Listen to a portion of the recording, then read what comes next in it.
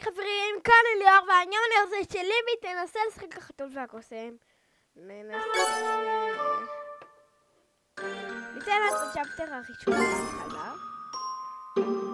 אני אראה לה בהתחלה איך משחקים. תקשיבי, המטרה שלך זה למצוא כאן 3 ספרים. אבל את לוקחת אותי.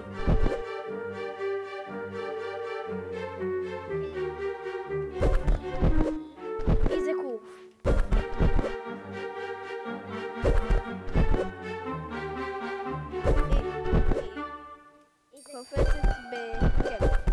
קופצת ברבע, זורטת ולא, זורטת זה גם ב,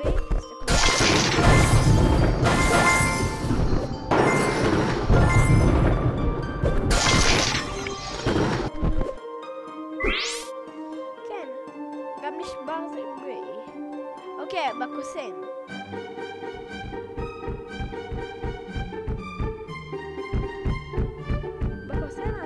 לשרוד רק. יש לך.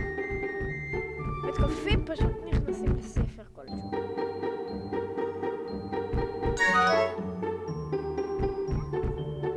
מתחת מידע ספרים. עכשיו, שהעיניים של הקוסם כחולות, את צריכה להתגנב מהר, לקחת את הספר. וזהו. זה המשחק. כחולות. יאללה. יאללה. עכשיו, ליבי, שהוא פותח משהו, זה עיניים כחולות. יאללה, יש לך של 5 דקות. תביא.